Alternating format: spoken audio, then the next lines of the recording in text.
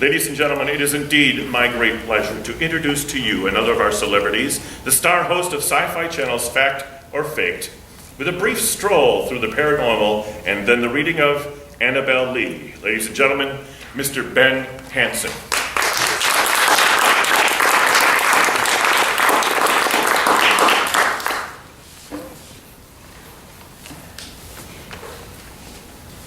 It's a hard act to follow. No fair. I've never performed theater before. Annabelle Lee. Well, let's start by talking about soulmates.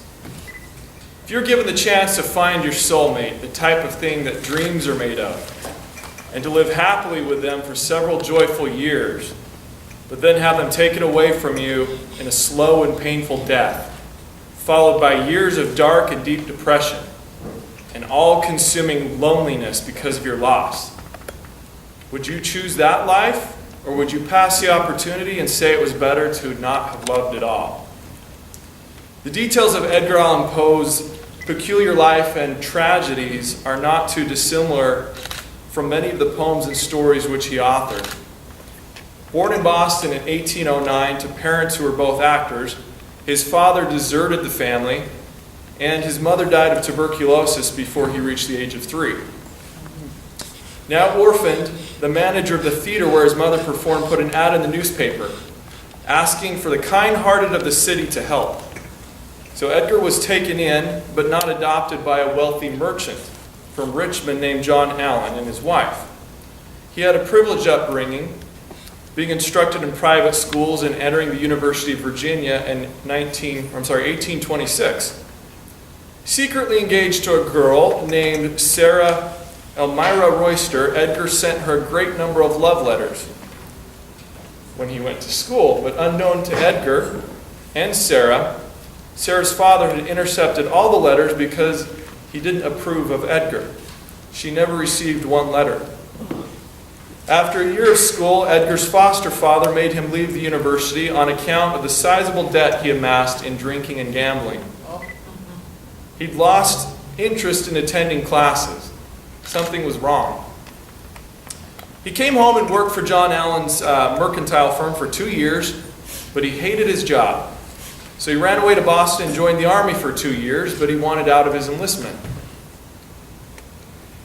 His foster mother, Frances, pleaded for her husband to get Edgar out of his commitment to the army, and he agreed on one term, that he ironically signed up for an appointment at the West Point Military Academy.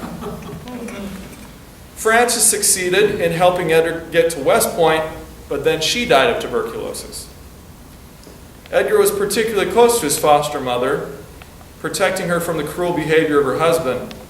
John and Edgar had a falling out over several issues, including Edgar's disapproval of John's unfaithfulness to Frances. Consequently, John withdrew his financial support of Edgar at West Point. Without money, Edgar had little choice but to purposely get himself expelled from the academy. Without money, and really nothing to his name, he started his writing again and first commercially published his work in 1829. From there, he moved to Baltimore to help care for his relatives, including his aunt, his cousin Virginia, and his brother, William Henry. Henry was a heavy drinker and died of tuberculosis at age 24. There's a pattern here, isn't there? Over the next few years, Edgar continued writing and caring for his family. Although distasteful to current-day cultural norms, Edgar did fall in love with his 13-year-old cousin, Virginia, and eventually married her. If it makes you feel any better, I can tell you that the witnesses claim that the two slept in separate rooms until she was 16.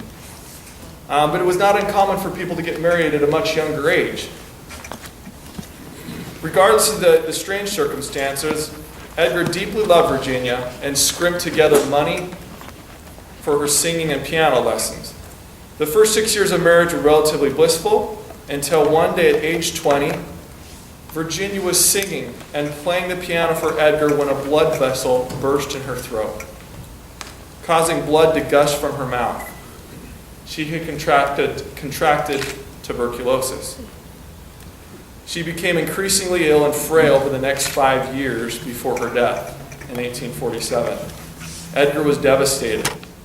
He sunk into bouts of deep depression and alcoholism. It's widely believed that Virginia's sickness and dying greatly influenced his focus on death in his literary works at the time. I'll be speaking more about this and getting into the very strange, if that's not strange enough, aspects of his life, including the mysterious way in which he died. I'll be giving a lecture in the Buena Vista Library on the 27th.